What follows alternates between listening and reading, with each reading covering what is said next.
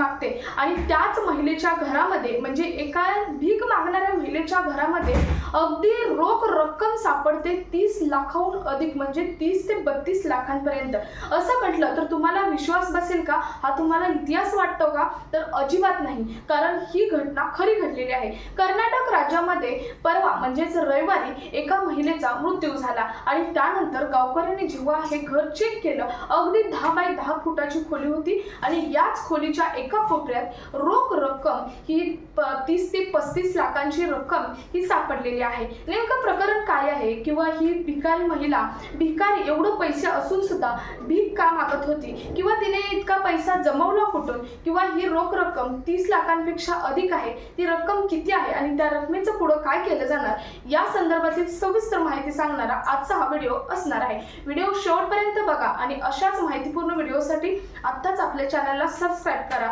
तर नमस्कार, मी पूनम आणि तुम्ही पाहताय पुन्हा एक नवीन अपडेट। तर बघा, कर्नाटक राज्यामध्ये परवा म्हणजेच रविवारी एका महिलेचं निधन झालं, जिचं नाव होतं उन्निसा महिलेचं निधन झालं। काही वर्षापासून ही महिला ही तिच्या बहिणीसोबत राहत होती। तिची बहीण मोठी होती, ती छोटी होती। आता तिचं वय झालं होतं, तिची बहीण आहे मोठी, ती सुद्धा वयोवृद्ध होऊन मागच्या काही वर्षामध्ये तिचं निधन झालं होतं आणि त्यानंतर ही एकटीच 10 बाय 10 फुटाच्या कर्नाटक राज्यातील एका छोट्याशा गावामध्ये राहत होती आणि या महिलेचा रोजचा दिनक्रम चालू होता की ही महिला मशिदीच्या बाहेर जाऊन येणाऱ्या जाणाऱ्या व्यक्तींना भीक मागायची आणि लोकही कोणताही विचार न करता 1, 2, 10, 12 असे कितीही पैसे तिला भीक म्हणून द्यायचे। असा तिचा लहानपणापासूनचा आतापर्यंत म्हणजेच वृद्ध वयापर्यंत दिनक्रम हा चालू होता। रोज मिळालेल्या पैशातून उदरनिर्वाह करायची आणि 10 बाय 10 फुटाच्या इतक्या छोट्याशा खोलीत ती राहायची। परंतु आता वय झालं आणि वय झाल्यामुळे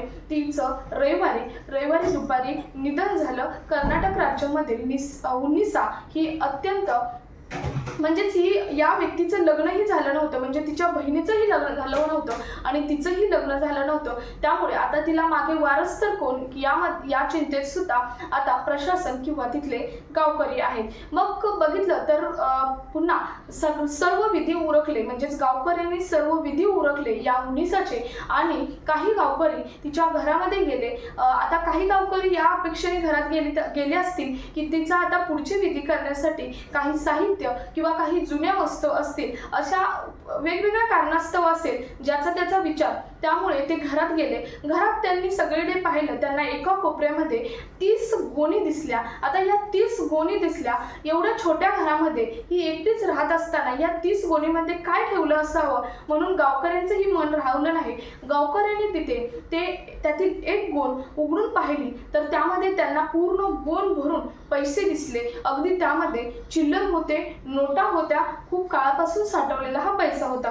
त्या गावकऱ्यांनी पुन्हा एक सर्व गोणी उघडून बघितल्या तर सर्वच गोणींमध्ये पैसे होते। अगदी आतापर्यंत गावकऱ्यांनी, आता रविवारी त्या उन्निसाचा मृत्यू झाला आणि तिथून पुढे गावकऱ्यांनी, म्हणजे आज मंगळवार आहे, आजपर्यंत गावकऱ्यांनी मोजलेल्या पैशामध्ये 9 ते 10 लाख रुपये रक्कम मोजून झालेले आहे। म्हणजे मोजायला सुद्धा इतका अवघड आहे की ती छोटे छोटे कॉइन्स आहेत आणि छोट्या नोटा असल्यामुळे, म्हणजेच नोटा कॉइन्स असे असल्यामुळे ती रक्कम आतापर्यंत 10 ते 12 लाखापर्यंत इतकीच मोजून झालेली आहे। म्हणजे आणखी रक्कम, आणि ही फक्त 9 गोणीतील रक्कम मोजून झालेली आहे।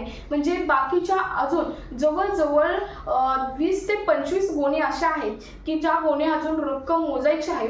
त्यामुळे त्यामध्ये किती रक्कम निघते हे सुद्धा पाहणं गरजेचं आहे, कारण त्यामध्ये परंतु तिथल्या प्रशासन आणि गावकऱ्यांचा अंदाज आहे जवळजवळ 30 ते 35 लाखांपर्यंत नक्कीच या गोणींमध्ये रक्कम असेल। परंतु आता ही उन्निसाने रक्कम आणली कुठून हा सर्वांना प्रश्न आहे। सर्वांचं म्हणणं आहे की तिने ही भीक मागून कमवलेली रक्कम असावी, कारण ज्या पैसे आहेत त्यावरून तर असं वाटतं की तिने ती भीक मागून कमवलेली रक्कम असावी आणि तो रोज येणारी जी रक्कम आहे त्यातील ते थोडेसे पैसे खर्च करून ती बाकीची रक्कम इथे आणून साठवत असावी आणि तीच रक्कम ही साठलेली असावी असं गावकऱ्यांचं म्हणणं आहे।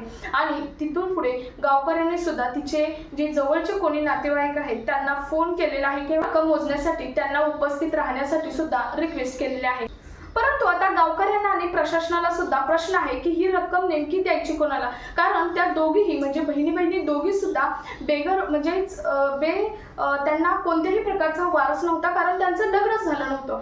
त्यामुळे ती ही रक्कम द्यायची कुणाला, की प्रशासनाच्या माध्यमातून कोणत्या अनाथ आश्रमाला द्यायची किंवा कोणत्या गरजू विद्यार्थ्यांना द्यायची, या संदर्भात प्रशासनाचा विचार चालू आहे. त्याबद्दल सुद्धा अपडेट लवकरच समजेल, त्यावेळी आपल्या चॅनलवर पोस्ट केली जाईल. परंतु यातून एक गोष्ट घेण्यासारखी आहे की एखादा व्यक्ती कॉम्प्रोमाइज करून एक पैसा कमवत असतो, परंतु त्यामागे सुद्धा तिची काहीतरी कहाणी असणार आहे. तिने कशासाठी तरी तो पैसा जमवलेला असणार आहे, परंतु वृद्ध वयामुळे ती या जगातून निघून गेली. परंतु प्रशासनाने योग्य तोच निर्णय घ्यावा. यावरती तुम्हाला काय वाटतं कमेंटमध्ये नक्की सांगा. हा व्हिडिओ जास्तीत जास्त ठिकाणी शेअर करा. भेटूया पुढच्या एका नवीन अपडेट सोबत. तोपर्यंत धन्यवाद.